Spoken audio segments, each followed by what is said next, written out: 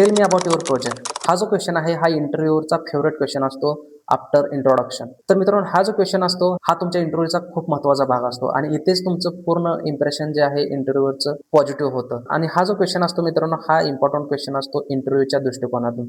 आणि जेव्हा हा क्वेश्चनचा आन्सर तुम्ही प्रॉपर आणि कॉन्फिडंट देता, तेव्हा ते तुमचा 40% जो भाग असतो तो इथे क्रॅक झालेला असतोय. त्यामुळे हा जो क्वेश्चन आहे तो प्रॉपर देणं खूप इम्पॉर्टंट आहे. त्यामुळे आज मी या व्हिडिओमध्ये तुम्हाला सांगणार आहे की कोणत्या गोष्टी आहेत त्या तुम्ही प्रोजेक्टमध्ये ॲड केल्या पाहिजेत. जेव्हा तुम्हाला हा क्वेश्चन विचारला जातो तर तुम्ही कोणत्या गोष्टी ॲड केल्या पाहिजेत आणि कोणत्या प्रकारे तुम्ही त्याचं आन्सर दिलं पाहिजे हे मी तुम्हाला सांगणार आहे. आणि लास्टला तुम्हाला एक डेमो पण देईल की म्हणजे तुम्ही कोणत्या प्रकारे आन्सर दिलं पाहिजे. तर व्हिडिओ स्टार्ट करण्याआधी मित्रांनो, जर तुम्ही या चॅनलवर नवीन असाल तर चॅनलला सबस्क्राईब करा आणि बेल आयकॉनवर प्रेस करा, म्हणजे तुम्हाला नवनवीन अपडेट येत राहतील. तर प्रोजेक्टबद्दल सांगायचं झालं तर प्रोजेक्टमध्ये पहिली इम्पॉर्टंट गोष्ट असते ते म्हणजे प्रोजेक्टचं नाव. तर पहिल्यांदा आपण प्रोजेक्टचं नाव हे सांगितलं पाहिजे आणि प्रोजेक्टच्या नावानंतर लगेच दुसरी गोष्ट जी आहे ती म्हणजे डोमेन. तर डोमेन हे इम्पॉर्टंट आहे कारण तुम्ही कोणत्या प्रोजेक्टमध्ये काम केलंय हे त्या गोष्टीवरून इंटरव्ह्यूला समजेल. तर डोमेनमध्ये for example e commerce, banking domain, health care domain किंवा मीडिया अँड एंटरटेनमेंट हे बरेच डोमेन आहेत. तर तुमचा प्रोजेक्ट कोणत्या कॅटेगरीमध्ये कोणत्या डोमेनमध्ये येतोय हा जो भाग आहे तुम्ही जेव्हा प्रोजेक्ट डिस्क्रिप्शन सांगताय तेव्हा ऍड करणं इम्पॉर्टंट आहे. आणि डोमेन नंतर तिसरी जी इम्पॉर्टंट गोष्ट असते ती म्हणजे तुमचा क्लायंट. म्हणजे तुम्ही कोणत्या क्लायंटसाठी काम केलंय, म्हणजे US क्लायंट, UK क्लायंट.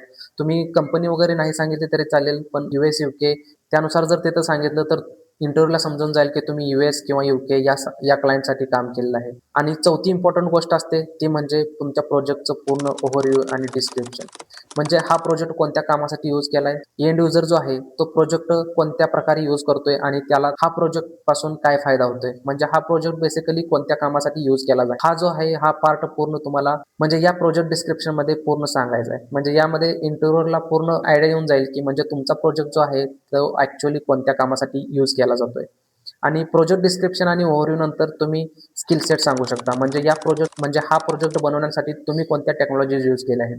तर सिम्पली तिथे तुम्ही तुमच्या टेक्नॉलॉजी ऍड करू शकता. लेटेस्ट फीचर्स वगैरे जे यूज केलेले आहेत टेक्नॉलॉजी यूज करून त्यात पूर्ण टेक्नॉलॉजी इथे ऍड करू शकता. फॉर एक्झाम्पल तुम्ही जावा, .NET यापैकी अँग्युलर फ्रंट कोणत्या टेक्नॉलॉजी, बॅकएंडला कोणता डेटाबेस यूज केलाय.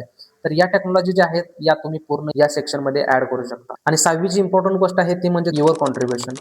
म्हणजे तुमचं जे कॉन्ट्रीब्युशन आहे या प्रोजेक्टमध्ये काय आहे, म्हणजे तुम्ही कोणत्या रोलवरती इथे काम करताय, म्हणजे as a front end developer, as a back end किंवा फुल स्टॅक डेव्हलपर म्हणून काम करताय. म्हणजे तुमचा जो रोल आहे इथे तुम्हाला डिस्क्राईब करायचा आहे. आणि यामध्ये तुम्ही पूर्ण तुमच्या रोलबद्दल वगैरे इथे माहिती देऊ शकता आणि कोणते फीचर्स वगैरे इम्प्लिमेंट केलेले असतील तर तुमचं जे कॉन्ट्रीब्युशन आहे ते तुम्ही इथे ऍड करू शकता.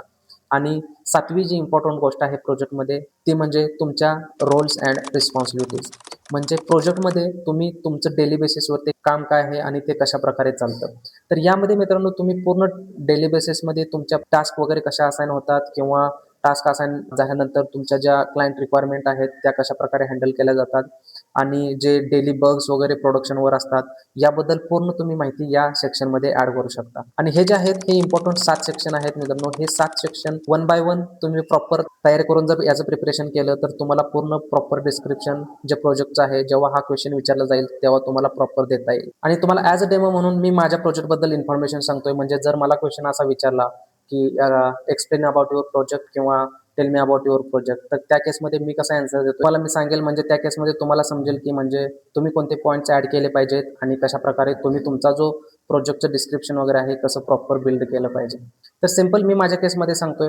I was work on the last project which is a broadcast application. So this is the name of my project, and this project is comes under the media and entertainment domain, and the client is for the project is a USA client. So this project is basically used for the hosting the advertisements. So suppose for example if you have one Coca-Cola brand and if you want to give advertisement for this your brand, so in this case you need to go for that client and you need to tell your requirement. So based on that requirement they will create one advertisements, and after that advertisements they will host that advertisements in their TV channels. So suppose for example in our areas we have some kabaddi season and IPL season, right? And in between after break there is some advertisements going on, right? So same way in their areas in USA they have some seasons are going on, and in between they are putting their advertisements. So basically this is the actually the project is being used so for the hosting the advertisements.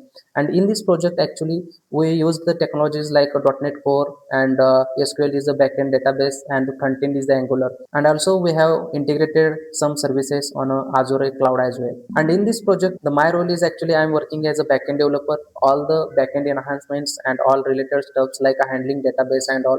So all the contributions I am doing as a backend developer in this project. And talking about my roles and daily responsibilities, so working on the client requirements, so whatever the new client requirements will become, so that we are implementing. And if there is any prod issues or bugs, so this is our high priority to resolve this as soon as possible. So these are actually the roles and responsibilities that daily basis we are working on. So thanks, and that is about my project. So that's it. म्हणजे अशा प्रकारे तुम्ही तुमचा जो project आहे तो completely सांगू शकता. म्हणजे यामधून पूर्ण इंटरव्ह्यूला आयडिया येऊन जाईल की म्हणजे तुमचा जो प्रोजेक्ट आहे कोणत्या डोमेनमध्ये यूज केला आहे, कोणत्या क्लायंटसाठी यूज केलेला आहे, आणि युजर त्याचा कोणत्या कामासाठी यूज करू शकतो. म्हणजे ॲडव्हर्टाइजमेंटसाठी किंवा बँकिंग डोमेनसाठी किंवा हेल्थ केअर.